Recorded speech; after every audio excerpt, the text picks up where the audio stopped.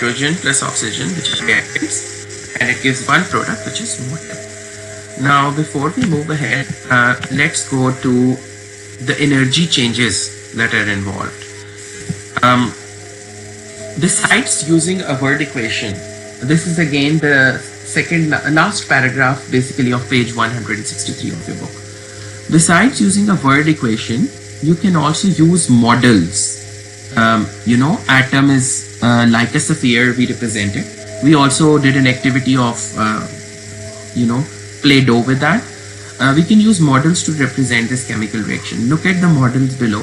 What do you notice about the number of hydrogen atoms and oxygen atoms before and after the reaction? So you can see over here from your book, if this picture is a little unclear because I have scanned it, you can always open your book on page 163. So now if you look over here, this is two atoms of hydrogen which are making one molecule of hydrogen, and this is one molecule and this is the second molecule. So basically there are two molecules of hydrogen. This is one molecule, okay, and then basically this is the second molecule, okay. This is the second molecule.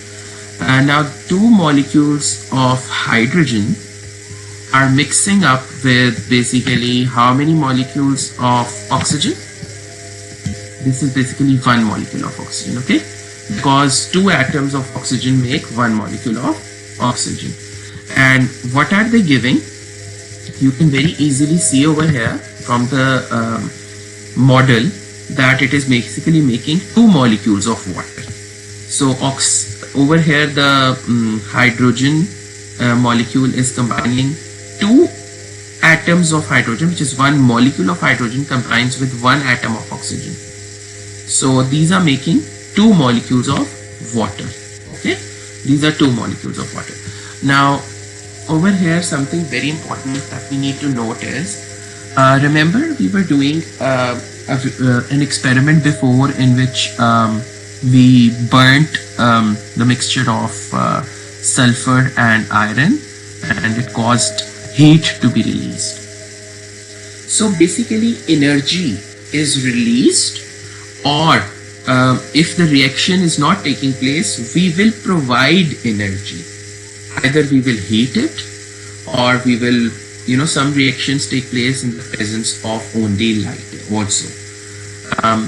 As we move along, we'll share more examples based on this. So basically to highlight, energy is absorbed during the reaction to break each hydrogen molecule into atoms, okay. So basically this one molecule of hydrogen, let me draw it out for you and then you will understand it better probably.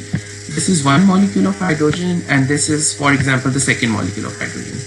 Using the force, I basically will break this molecule, okay. This is hydrogen molecule on the top over here.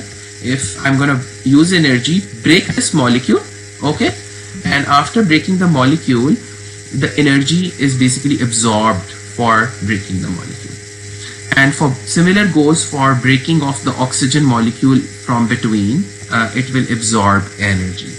Now when these two molecules combine together, each oxygen atom combines with two hydrogen atoms to form one molecule of water, okay. So for breaking off the atoms from a molecule to form new compounds, energy is absorbed.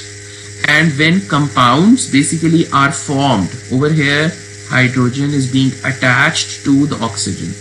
When basically the atoms combine with other atoms to form new compounds, energy is released. So this is a very, very important concept you must understand. Now moving ahead, if you need more time to read or understand, go ahead, pause the video and I will be moving ahead.